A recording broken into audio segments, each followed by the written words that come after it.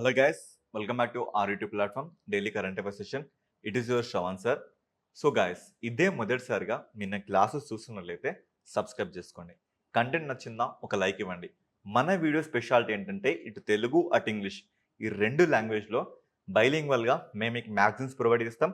మీరు చూస్తున్న ఈ పీడిఎఫ్స్ మీరు కూర్చోనా, ట్రావెల్ చేస్తున్నా, పడుకోనా, వాట్ ఎవర్ ఇట్ ఇస్ మీరు ఏ పని చూసుకోండి, మీకు మేము పీడిఎఫ్ ఇచ్చేస్తాం. దట్ సబ్జెక్ట్ని ఒక సినిమా లాగా, ఒక ఎంజాయబుల్ మూమెంట్ లాగా ఎంజాయ్ చేయండి. ఇంకా లేట్ ఎందుకు, let's get into our first topic. So first topic Akkai Padmashali. So ఇప్పుడు చెప్తున్నా ఈ ఒక్క పాయింట్, ఈ ఫస్ట్ పాయింట్ మీద మనకి ఎగ్జామ్లో డెఫినెట్గా మనం క్వశ్చన్ ఎక్స్పెక్ట్ చేయొచ్చు. ఓకే, సో అంత బలంగా ఎలా చెప్తున్నా సార్ క్వశ్చన్ ఎక్స్పెక్ట్ చేయొచ్చు అంటే, సో బేసికల్గా ఇది మనకి ఎల్జీబీటీక్యూ, సో దేని మీద, ఎల్జీబీటీక్యూ కమ్యూనిటీ మీద ఈ క్వశ్చన్ మనకి రైజ్ అవుతుంది. సో ఫస్ట్ ఆఫ్ ఆల్ మీ అందరికీ ఎల్జీబీటీక్యూ మీద ఒక చిన్న ఒక బ్రీఫ్ ఇవ్వబోతున్నా. సో ఎల్ అంటే లెస్బియన్, జీ అంటే గే, బి అంటే బైసెక్సువల్, టీ అంటే ట్రాన్స్జెండర్, క్యూ అంటే క్వీర్ అని అర్థం. చాలా మందికి మనందరిలో ఈ వర్డ్స్ వినే ఉంటాం కానీ సో సరైన మీనింగ్ మనకు తెలియదు. ఫర్ ఎగ్జాంపుల్ లెస్బియన్ అంటే ఫీమేల్, సో ఫీమేలే కానీ తనలో మేల్ క్వాలిటీస్ కనబడతాయి. గే అంటే అర్థం ఏంటి, మేలే కానీ తనలో ఫీమేల్ క్వాలిటీస్ కనబడతాయి. ఇక బైసెక్సువల్ అంటే తనలో చూసుకుంటే బోత్ క్వాలిటీస్ మనకు కనబడతాయి. ఇక ట్రాన్స్జెండర్ అంటే సో మేల్ తన ఆర్గాన్స్ని చేంజ్ చేసుకోవడం, ఇక క్వీర్ అంటే ఫీమేల్ తన ఆర్గాన్స్ని చేంజ్ చేసుకోవడం, ఇలా మనకి కనబడుతుంది. అయితే ఈ ఎల్జీబీటీకి కమ్యూనిటీకి సంబంధించిన ఒక థియరీని మనం ఐపీసీ ఇండియన్ పీనల్ కోడ్ సెక్షన్లో మనం ఒక సెక్షన్ని అబ్జర్వ్ చేయొచ్చు. ఆ సెక్షన్ ఏంటి, సెక్షన్ 377. ఇదేం చెప్తుందంటే మనకి హోమోసెక్సువాలిటీ గురించి మాట్లాడుతుంది. దేని గురించి, హోమోసెక్సువాలిటీ గురించి మాట్లాడుతుంది. అంటే స్వలింగ సంపర్కం, తెలుగులో చూసుకుంటే స్వలింగ సంపర్కం. సో ఈ స్వలింగ సంపర్కాన్ని అంటే ఫర్ ఎగ్జాంపుల్ ఎవరి మ్యారేజ్ని వాళ్ళే ఇష్టపడవచ్చు, లైక్ మేల్ కానీ ఫీమేల్ కానీ ట్రాన్స్జెండర్ కానీ ఇలా పెళ్లిళ్ళు చేసుకోవచ్చు అన్నట్లుగా ఇది. సో అయితే ఇక్కడ థియరీ ఏంటంటే సుప్రీంకోర్టు ఒక స్పెషల్ కమిటీని ఎస్టాబ్లిష్ చేయబోతుంది. అదేంటంటే equal rights on the transgender people. ఆ కమిటీకి మొట్టమొదటిసారిగా ఒక ట్రాన్స్జెండర్ పర్సన్ని మనం తీసుకోవడం ఇది first time. So this is the first time from Karnataka state. ఇలా so Akkai Padmashali becomes the first transgender person from the Karnataka to join the supreme court appointed committee on equal opportunity policies for the transgender people. ఇలా ఈయన రావడం జరిగింది. So miss Akkai Padmashali was the is the first person ఇలా supreme court appoint చేసిన ఒక కమిటీకి ఇలా transgender people రావడం ఫస్ట్ టైం అన్నట్లుగా. సో ఇక్కడ మనం కొన్ని చూసుకుంటే ఏంటి, ఈక్వల్ ఆపర్చునిటీస్ ఈక్వల్ రైట్స్ అనే ఒక క్వశ్చన్ని మాట్లాడడం జరిగింది. అయితే ఇక్కడ ల్యాండ్ మార్క్ కొన్ని కేసెస్ మనకు కనబడుతున్నాయి. అంటే ఇండియా స్థితిగతులలో ఎంతో కొంత చేంజ్ తీసుకొచ్చిన కొన్ని కేసెస్ మనకు కనబడుతున్నాయి. ఆ కేసెస్ని ఎగ్జామ్ పాయింట్ ఆఫ్ వ్యూ గుర్తుపెట్టుకోవాల్సిన అవసరం మనకు ఉంది. మేజర్గా ఇది ఏ సబ్జెక్ట్ ఓరియంటేషన్ తిరుగుతుంది సార్ అంటే సొసైటీ, ఆ తర్వాత పాలిటీ, ఈ రెండు సబ్జెక్టుల చుట్టూ తిరిగే సబ్జెక్ట్. సో అది ఏ ఎగ్జామ్ అయినా గుర్తుపెట్టుకోవడం కొంచెం స్కోప్ ఉన్న ఏరియా. ఓకేనా, ఎస్. సో చూద్దాం కాస్త. ఫస్ట్ ఆఫ్ ఆల్ అసలు సిగ్నిఫికెంట్ పాయింట్స్ ఏంటంటే నేషనల్ లెవెల్లో ఒక ఆపర్చునిటీ దొరుకుతుంది ఎవరికి, ట్రాన్స్జెండర్ పీపుల్కి. మరి రిప్రజెంటేషన్ మైల్స్టోన్ అంటే ఇది ఫస్ట్ టైం ఇలా ఒక ట్రాన్స్జెండర్ పీపుల్ మనం తీసుకోవడం. తర్వాత అడ్వకేసీ ఫర్ ఈక్వాలిటీ, ఈ అక్కయ్య పద్మశాలి ఏమంటున్నారంటే అంబేద్కర్ తీసుకొచ్చిన ఈక్వాలిటీ అండ్ జస్టిస్కి నేను న్యాయం చేయబోతున్నా అని ఇక్కడ ఏం చెప్పడం జరుగుతుంది. సో మనం కొన్ని కేసెస్ని అబ్జర్వ్ చేద్దాం. సో ఈ కాంటెక్స్ట్లో మనం చూసుకుంటే కొన్ని కేసెస్ని మనం చూడొచ్చు. ఆ కేసెస్ ఏంటి సార్ అంటే, సో మొట్టమొదటిసారిగా ఇలా సెక్షన్ 377ని క్రిమినలైజ్ కేసా, ఇది డీక్రిమినలైజ్ కేసా అని తెలియజెప్పడానికి మనకి కొన్ని కేసెస్ ఉన్నాయి.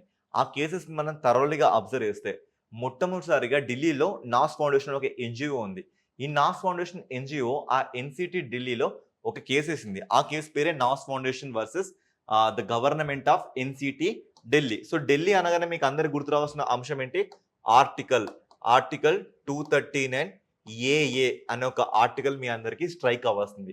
ఓకేనా. సో ఈ కేసులో ఏం జరిగిందంటే సెక్షన్ 377 అనేది ఇది క్రైమ్ కాదు, ఇది డీక్రిమినలైజేషన్, అంటే హోమోసెక్సువాలిటీ యాక్సెప్ట్ చేయాల్సిందే. సో ట్రాన్స్జెండర్ పీపుల్ పెళ్లి చేసుకున్న కూడా ఏం కాదు అని ఇక్కడ చెప్పడం జరిగింది. సో ఈ కేసుకి రెస్పాన్స్గా అంటే ప్రతిఘటనగా సురేష్ కుమార్ అనే అతను నాస్ ఫౌండేషన్ మీద 2013లో కేసు వేయడం జరిగింది. సో ఈ ఫస్ట్ కేసు మనకి ఎప్పుడు వచ్చింది, 2009లో వస్తే ఈ కేసుని 2013లో వేయడం జరిగింది. ఇక్కడ నాస్ ఫౌండేషన్ మీద కేసు వేసి తన కేసు గెలవడం కూడా జరిగింది. సో డీక్రిమినలైజేషన్ అన్న దీన్ని కాస్త క్రైమ్గా మార్చడం జరిగింది. అంటే ఈ స్వలింగ సంపర్కం అనేది ఒక నేరంగా సురేష్ కుమార్ వర్సెస్ నాస్ ఫౌండేషన్ 2013లో మనకి తీర్పు రావడం జరిగింది. ఇక ఆ తర్వాత మన దేశంలో ఒక లీగల్ సర్వీస్ అథారిటీగా మనం నల్సార్ని చూడొచ్చు. ఈ NALSAR versus union of India కేసులో సో ఇదేమైనా ట్రాన్స్జెండర్ పీపుల్కి న్యాయం జరుగుతుందా అని చూస్తే సో ఇక్కడ ఇలాంటి న్యాయం జరగకపోగా వీళ్ళని థర్డ్ జెండర్ పీపుల్ లేదా హిజ్రాస్ లేదా అప్హెల్డ్ పీపుల్గా సో వీళ్ళకి మనం ఎంతో కొంత రక్షణగా ఉండాలి అని ఈ కేసులో ఇచ్చింది. అంతే తప్ప ఇది క్రిమినల్సా డీక్రిమినల్సా మనకి ఏం చెప్పలేదు. ఈ కేసు మనకి 2014లో జరిగింది. సో చూడండి గైస్, మొదటి కేసు మనకి ఎప్పుడు జరిగింది? 2009లో జరిగింది. తర్వాత 2013లో మరో కేసు జరిగింది. ఆ తర్వాత 2014లో మరో కేసు జరిగింది. సో ఇక్కడ చూసుకుంటే ఇది క్రైమ్ కాదు అని చెప్పింది. తర్వాత కేసులో క్రైమ్ అని చెప్పింది. మరి ఈ కేసులో క్రైమ్ అని చెప్పలేదు, ది క్రైమ్ అని చెప్పలేదు, అసలు ఏం చెప్పలేదు. జస్ట్ వీళ్ళు థర్డ్ జెండర్ పీపుల్ లేదా వీళ్ళని మనం హిజ్రా అనే పేరుతో పిలవచ్చు, లేదా వీళ్ళని మనం సొసైటీలో అపీల్ చేయొచ్చు అని ఒక దాంతో పిలవచ్చు అని ఇక్కడ మనకి స్టేట్మెంట్స్ కనబడుతున్నాయి. అయితే తర్వాత 2014లో ఈ తీర్పు వచ్చిన తర్వాత 2018లో నవతేజ్ సింగ్ జోహార్ వర్సెస్ యూనియన్ ఆఫ్ ఇండియాలో సో మళ్ళీ ఇదే అంశం మీద కేసు ఇస్తే ఈసారి సుప్రీంకోర్టు ఏమని చెప్పిందంటే సెక్షన్ 377 అనేది ఇది డీక్రిమినల్సే కాకుండా రాజ్యాంగం ఇచ్చిన దాంట్లో ఆర్టికల్ 14, 15, 19, 21 ఈ ఇన్ని ఆర్టికల్స్కి అది అడ్డంకగా ఉంది. సో ఇందువల్ల అది చెల్లదు, ఆ సెక్షన్ 377 ఆఫ్ ది ఐపీసీ చెల్లదు అని ఇక్కడ తీర్పు ఇవ్వడం జరిగింది. ఈ దెబ్బతో ట్రాన్స్జెండర్ పీపులే కాదు స్వలింగ సంపర్కం అనేది నేరం కాదనే విషయం బయటకు వచ్చింది. అయితే ఇదే కాంటెక్స్ట్లో మనం ఏమేమి నేర్చుకోవాలంటే ఆర్టికల్ 14 ఏం చెప్తుంది? సమానత్వ హక్కు అని చెప్తుంది. ఇదేం చెప్తుంది? డిస్క్రిమినేషన్, ఎవరిని కూడా మనం వివక్షత చూడొద్దని చెప్తుంది. ఇదేం చెప్తుంది? సో రైట్ టు స్పీచ్ అంటే భావ ప్రకటన హక్కును. తర్వాత ఇదేం చెప్తుంది? మనకి జీవించే హక్కు, రైట్ టు లీవ్ హక్కుల గురించి మాట్లాడుతున్నాయి. సో ఇక్కడ ప్రాథమిక హక్కుల్ని ప్రతిబింబిస్తుంది. ఇక తర్వాత ఇదే సమస్యలో మనకి ఇంకో కేసు కనబడుతుంది, that is Shafin Jahan case. Shafin Jahan కేసులో కూడా సో ఇక్కడ ఏంటి అంటే మనకి నచ్చిన పార్ట్నర్ని మనం ఎంచుకోవచ్చు అనే విషయాన్ని ఇక్కడ మనకు వస్తుంది. Choose one's partner as a fundamental right. మీకు నచ్చిన పార్ట్నర్ అది మగవాడే కానీ ఆడవాళ్ళే కానీ ట్రాన్స్జెండర్ కానీ ఎవరైనా కానీ సో అది ఎంచుకునే హక్కు మీకు మాత్రమే ఉంది అనే ఈ తీర్పు మనకి ఎక్కడ వెలువడించారంటే Shafin Jahan versus union of India 2018లో కేసు రావడం జరిగింది. తర్వాత 2020లో మరొక కేసు వచ్చింది. ఈ కేసు ఏంటంటే Manjinder Kaur versus state of Punjab. పేరేంటి? Manjinder Kaur versus state of Punjab. ఇక్కడ చూసుకుంటే 2020లో వచ్చింది. ఇక్కడ ఇది ఏం చెప్పని చెప్తుందంటే ఆర్టికల్ 21 ప్రకారంగా సేమ్ సెక్స్ కపుల్స్ అనేది కూడా లీగలైజ్డే, వాళ్ళకి ప్రభుత్వం ప్రొటెక్షన్ ఇవ్వాలి అని ఇక్కడ చెప్పడం జరిగింది. తర్వాత ఇంకొన్ని కేసెస్ని మనం అబ్జర్వ్ చేస్తే 2027లో చూసుకుంటే XV health and family welfare department వాళ్ళు ఏం చెప్పారంటే సో పర్మిసబుల్ సెక్స్ అంటే ఇలా పెళ్లి కాకున్నా కూడా అంటే స్వలింగ సంపర్కులు పెళ్లి కాకున్నా కూడా లివ్ ఇన్ రిలేషన్షిప్లో ఉండొచ్చు అని ఈ కేసు మనకి చెప్పడం జరుగుతుంది. తర్వాత 2023లో మనం చూసుకుంటే పూజా వర్సెస్ స్టేట్ ఆఫ్ పంజాబ్లో మనం చూడొచ్చు article 21 applies to the same sex couples and order police protected to lesbian couple. So 21 ప్రకారంగా మనం పెళ్లి చేసుకున్నా పర్లేదు, సో దానికి పోలీస్ ప్రొటెక్షన్ కూడా ఉండాలని చెప్తుంది. సో ఇప్పటికి అసలు మనం ఎన్ని కేసులు చూస్తాం? సో 2009లో నాస్ ఫౌండేషన్ కేసు చూస్తాం, ఆ తర్వాత 2013లో సురేష్ కుమార్ కేసు చూస్తాం, 2014లో నల్సా కేసు చూస్తాం, ఆ తర్వాత 2018లో నవతేజ్ సింగ్ జోహార్ కేసు చూస్తాం, ఆ తర్వాత మనం అదే 2018లో షాఫిన్ జహాన్ కేసును కూడా చూస్తాం.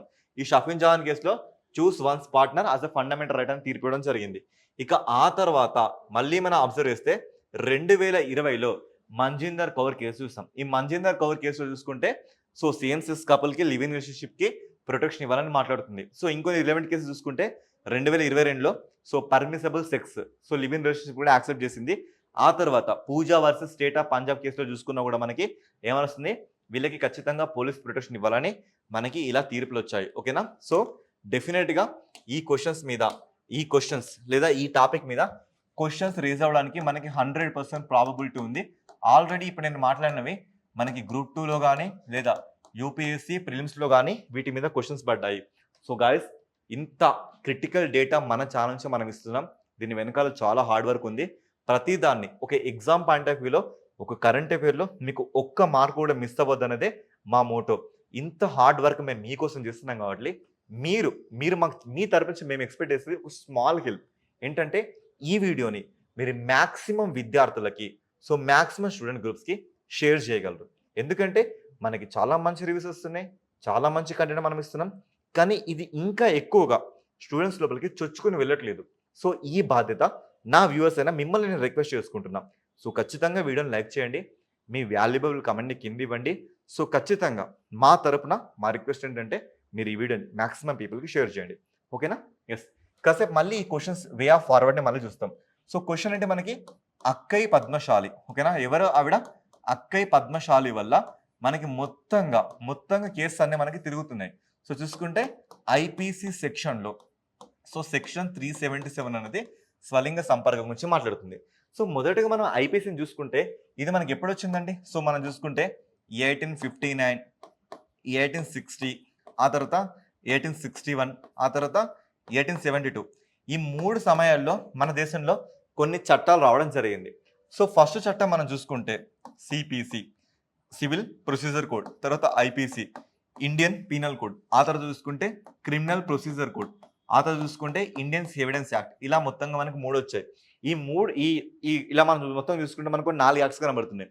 ఈ 4 యాక్ట్స్‌ని మళ్ళీ వెరీ రీసెంట్‌గా 2023లో ఎనాక్ట్ చేయడం జరిగింది. సో, సిపిసిని కాస్త భారతీయ న్యాయ సంహితగా, క్రిమినల్ ప్రొసీజర్‌ని కాస్త భారతీయ నాగరిక సురక్ష సంహితగా, ఐఈఏ ఇండియన్ ఎవిడెన్స్ యాక్ట్‌ని భారతీయ సాక్ష్య అధినియంగా మార్చడం జరిగింది. ఎప్పుడు మార్చడం జరిగింది? 2023లో మళ్ళీ పార్లమెంటు ఇలా కొత్త చట్టాలను తీసుకురావడం జరిగింది. సో, ఇందులో మనం మాట్లాడుకుంటే దేని గురించి? ఐపీసీ గురించి. సో, ఐపీసీ మనకి ఎప్పుడొచ్చింది? 1860లో వచ్చింది. సో, 1861 చూసుకుంటే మనకి సిఆర్‌పిసి వచ్చింది. ఇదే సంవత్సరం మనం చూసుకుంటే మనకి ఏ యాక్ట్ కనబడుతుంది? కౌన్సిల్ యాక్ట్స్ కనబడుతున్నాయి. ఈ కౌన్సిల్ యాక్ట్స్ పరంగానే కదా మన దేశంలో హైకోర్ట్స్ అనే సిస్టమ్ వచ్చింది. ఈ హైకోర్ట్స్‌లో ఫస్ట్ ఏంటి? కలకత్తా, సెకండ్ ఏంటి? బాంబే, తర్వాత ఏంటి? మద్రాస్ హైకోర్ట్. ఆ తర్వాత మనకి అలహాబాద్ హైకోర్టు మనకి ఎప్పుడు కనబడుతుంది? 1866లో కనబడుతుంది. ఇలా హైకోర్టు కాన్సెప్ట్ వచ్చింది.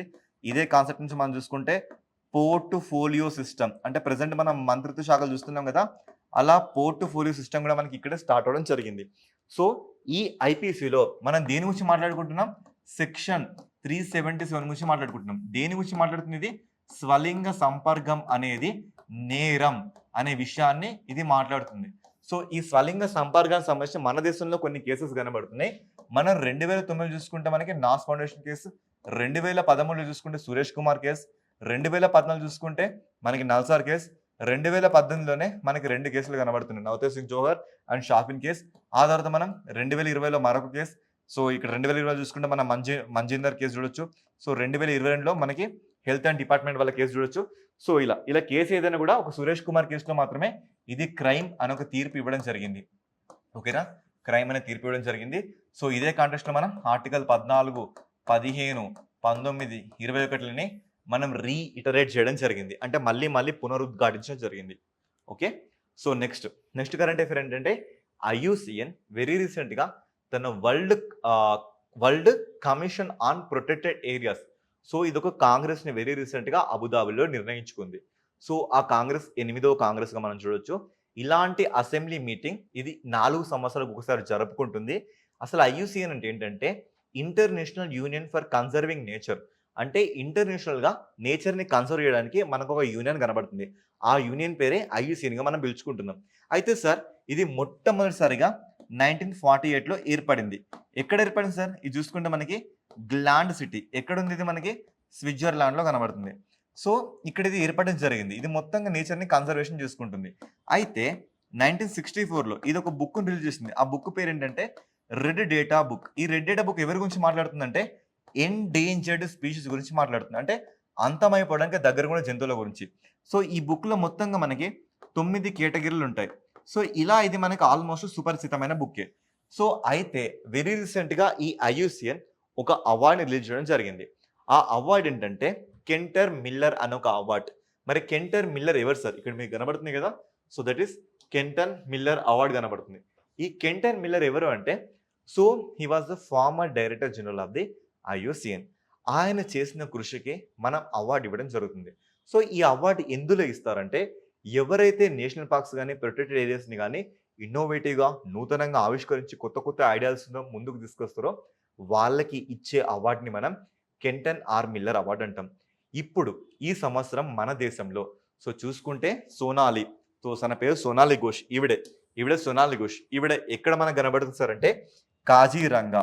సో కాజీరంగా నేషనల్ పార్క్ లేదా కాజీరంగా టైగర్ రిజర్వ్ సంబంధించిన డైరెక్టర్ జనరల్ అన్నట్లుగా ఈవిడ. సో ఈవిడకి ఈ అవార్డు వరించడం జరిగింది. ఈ కాంటెస్ట్లో ఈ కరెంట్ అఫేర్ మొత్తం ఈవిడ చుట్టూ తిరగడం జరుగుతుంది. ఓకేనా. సో కాజీరంగా టైగర్ రిజర్వ్ పనిచేసిన ఆమె కూడా డైరెక్టర్ జనరల్ పనిచేసింది. సో తను చేసిన ఇన్నోవేటివ్ ఐడియాస్కి సంబంధించి ఈ అవార్డు ఈవిడకి ఇవ్వడం జరుగుతుంది. సో ఈ అవార్డు ఎప్పుడు వస్తారంటే 2006లో ఇవ్వడం జరుగుతుంది. ఎవ్రీ 2 సంవత్సరాలకు ఒకసారి IUCN world commission on protected ఏరియాస్లో ఒక ఇన్నోవేషన్ ఇన్ నేషనల్ పార్క్స్ కానీ ప్రొటెక్టెడ్ ఏరియాస్లో కానీ ఎవరైతే ఇలా చేస్తారో వాళ్ళకి ఇవ్వడం జరుగుతుంది. దీని ప్రైజ్ మనీ చూసుకుంటే $5,000 మనకు కనబడుతుంది. సో ఇలా నేషనల్ పార్క్స్ కానీ రిజర్వ్స్ కానీ మెరైన్ ప్రొటెక్టెడ్ ఏరియాస్ కానీ ఏదైనా కూడా అందులో వీళ్ళకంటే ఒక సిగ్నిఫికెంట్ ఈవెంట్ ఉంటే ఈ అవార్డు ఇవ్వడం జరుగుతుంది. ఓకేనా. ఎస్.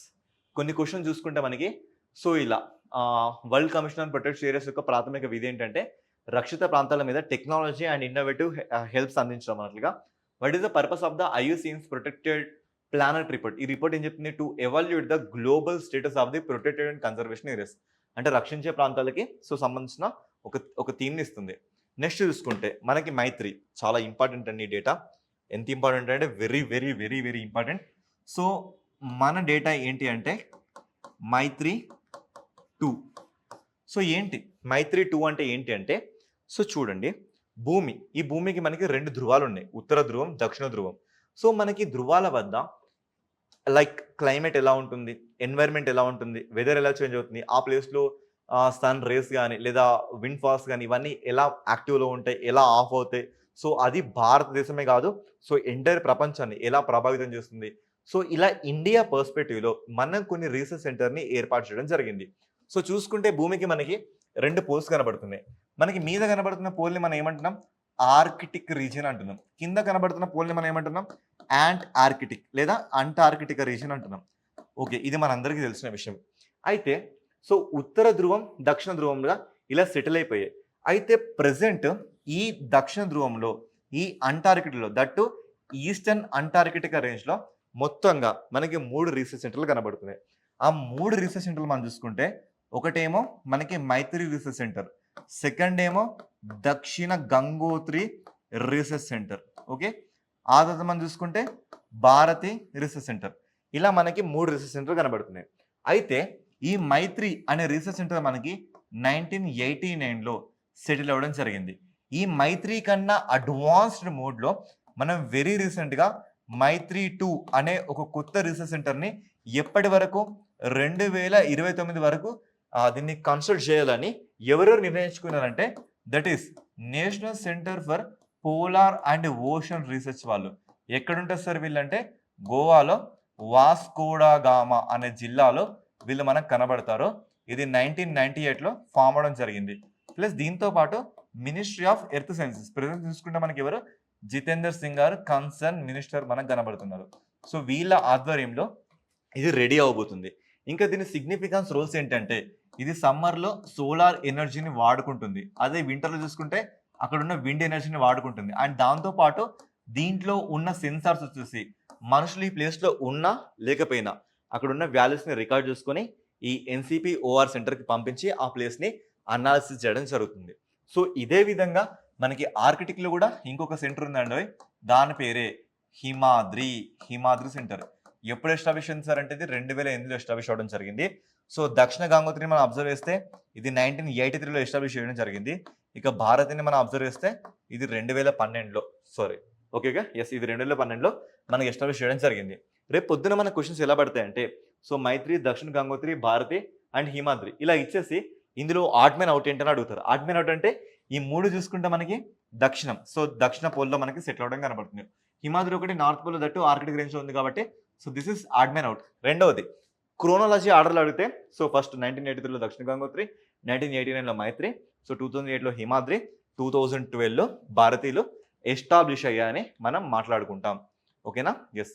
సో ఇక్కడ మీరు చూడొచ్చు భారత్ స్టేషన్ 2012లో ఎస్టాబ్లిష్ అయింది. హిమాద్రి స్టేషన్ చూసుకుంటే అది మనకి ఓన్లీ ఆర్కిటిక్ రీజియన్లో కనబడుతుంది, 2008లో సెటిల్ అవ్వడం జరుగుతుంది. సో దక్షిణ గంగోత్రి మనం అబ్జర్వ్ చేస్తే ఇది 1983లో సెటిల్ అవ్వడం మనం చూడొచ్చు. ఓకేనా. సో కొన్ని questions, where is India's Maitri research centre located? So చూసుకుంటే అంటార్కిటికాలో సో అక్కడ ఒక ఓఎస్ఎస్ ఉందట, అంత ఇంపార్టెంట్ ఏం కాదు. స్కిర్ మ్యాచర్ ఓఎస్ఎస్ అని ఒకటి ఉంది మనకి. So what is the primary purpose of the India's research station in Antarctica? ఎందుకు మనం తీసుకొచ్చుకుంటాం? సైంటిఫిక్ రీసెర్చ్ అండ్ ఎక్స్ప్లోరేషనే కదా. వెదర్ కండిషన్ కానీ, క్లైమాటికల్ కండిషన్ కానీ, ఎన్వైరన్మెంట్ కండిషన్స్ కానీ, సో అవన్నీ ప్లేసెస్ మనం ఎక్స్పీరియన్స్ చేయడానికి. Okay, yeah next Somnath temple. So very రీసెంట్గా ద్రౌపది ముర్ము గారు అయ్యప్ప టెంపుల్కి వెళ్ళివ్వడం అనే ఇంతో కొంత లైక్ ఒక మంచి మూడ్లోకి తీసుకోవడం జరిగింది. ఇప్పుడు అదే ద్రౌపది ముర్ము గారు తమ మొక్కులు తీర్చుకున్నారు. ఎక్కడ? సోమనాథ్ టెంపుల్లో. ఇక గిర్ సోమనాథ్ లేదా సోమనాథ్గా మనకి బాగా ప్రసిద్ధి చెందింది. సో సోమనాథ్ హిస్టరీ చూసుకుంటే బేసికల్గా ఇది శివలింగానికి, సో శివుడికి సంబంధించిన ఒక టెంపుల్ అన్నట్లుగా. ఈ టెంపుల్ హిస్టరీని మనం చూసుకుంటే అప్రాక్సిమేట్లీ 649 BCE ఆ టైంలో దీన్ని కన్స్ట్రక్ట్ చేస్తారని ఒక నానుడి. సో అప్పుడు కన్స్ట్రక్ట్ చేస్తారని ఒక నమ్మకం అన్నట్లుగా. సో ఇదే ప్లేస్ని మనం అబ్జర్వ్ చేస్తే, సో ఈ ప్లేస్ మనకి ఎలా సుపరిచితం? సో మహమ్మద్ గజని చాలాసార్లు దీన్ని ప్లండరింగ్ చేశారని మనం చిన్నప్పటి నుంచి చదువుకుని ఉంటాం. సో ఇది 12 జ్యోతిర్లింగాల్లో ఫస్ట్ జ్యోతిర్లింగంగా 1 out of the 12. So first జ్యోతిర్లింగంగా మనం దీన్ని ట్రీట్ చేయొచ్చు. ఫస్ట్ ఆఫ్ ఆల్ ఇది ఎక్కడుంది సార్ అంటే, సో మనకి సౌరాష్ట్ర జిల్లాలో. సో సౌరాష్ట్ర అంటే మనకి ఇక్కడ కనబడుతుంది గుజరాత్లో. అది చూసుకుంటే మనకి సో పఠాన్ ప్రభాస, సో పఠాన్ ప్రభాస అనే రీజియన్లో, సో వెరావన్ డిస్టిక్లో ఇది మనకు కనబడుతుంది. వెరావన్ డిస్టిక్లో ఇది మనకు కనబడుతుంది. ఇంకా దీని స్పెషాలిటీ ఏంటంటే ఇక్కడ మనం త్రివేణి సంగమం, so the conferences of the 3 rivers-ని మనం ఇక్కడ ఎక్స్పీరియన్స్ అవ్వచ్చు. సో ఆ 3 rivers-ని మనం చూసుకుంటే, 1 కపిల, 2 సరస్వతి, 3 హిరాన్ రివర్ని మనం ఇక్కడ అబ్జర్వ్ చేయొచ్చు. ఒకటేంటి కపిల రివర్, రెండోది హిరాన్ రివర్, మూడో సరస్వతి రివర్. వెరావల్ డిస్ట్రిక్ట్లో సో ప్రభాస్ పఠానా లేదా పఠాన్ ప్రభాస్ రేంజ్లో మనకు కనబడుతుంది. ఇట్ ఈస్ 1 of the 12 జ్యోతిర్లింగస్ అండ్ ఫస్ట్ జ్యోతిర్లింగం. సో చూసుకుంటే మెనీ టైమ్స్ ఇది మనకి మహమ్మద్ గజని దీన్ని ప్లండరింగ్ చేశాడు. తర్వాత సర్దార్ వల్లభాయ్ పటేల్ 1951లో దీన్ని చాళుక్య స్టైల్లో కన్స్ట్రక్ట్ చేయడం జరిగింది. మరి చాళుక్య స్టైల్ అంటే అర్థం ఏంటి సార్ అంటే, మన దేశంలో మనం చూస్తున్న ద్రవిడ శైలి, అదేవిధంగా మనం చూసుకుంటే నార్త్లో నగర శైలి, ఈ 2 శైలిని కలిపి తీర్చిదిద్దిన స్టైల్ని మనం వేసార శైలి అంటాం. ఈ వేసార శైలికి ఉన్న మరొక పేరు ఏంటంటే చాళుక్య శైలి. ఇలా మనం దీన్ని పిలవడం జరుగుతుంది. ఇది సోమనాథ్కి సంబంధించిన ఒక షార్ట్ రివ్యూ. ఓకే, మరి క్వశ్చన్ చూసుకుంటే ఎలా ఎక్స్పెక్ట్ చేయొచ్చు? First of all the Somnath temple is dedicated to which Hindu deity? So Shiva, lord Shiva. Next, where is the Somnath temple located? ఎక్కడుంది మనకి? Prabhas Patan in Veraval district of the Saurashtra in the Gujarat, that too west Gujarat నుంచి మనం చూడొచ్చు అని ఇక్కడ చెప్పొచ్చు. ఓకేనా? So next, who was the first major invaded to destroy the Somnath temple 11th century? ఎవరు మన దీన్ని డిస్ట్రాయ్ చేసింది? మహమ్మద్ గజని. నెక్స్ట్, ఇది ఏ శైలిలో కట్టించడం జరిగింది? చాళుక్య శైలి. ఇంకా చెప్పాలంటే మనమే దీన్ని వేసారా, ఇంగ్లీష్లో కూడా వేసారనండి, వేసార శైలి అని పిలవచ్చు. ఈ వేసార శైలి మనకి ఎలా కనబడుతుంది? 1 ద్రవిడ శైలి అంటే మనం చూసే టెంపుల్స్, రెండవది నగర శైలి. ఈ 2 శైలిని కలిపి తీసుకొచ్చిన టెంపుల్నే మనం వేసార శైలి అంటాం. సో ప్రజెంట్ చూసిన రీకన్స్ట్రక్షన్ ఎప్పుడు జరిగింది? 1951లో, దట్టు వల్లభాయ్ పటేల్ టైంలో మనకు కనబడుతుంది.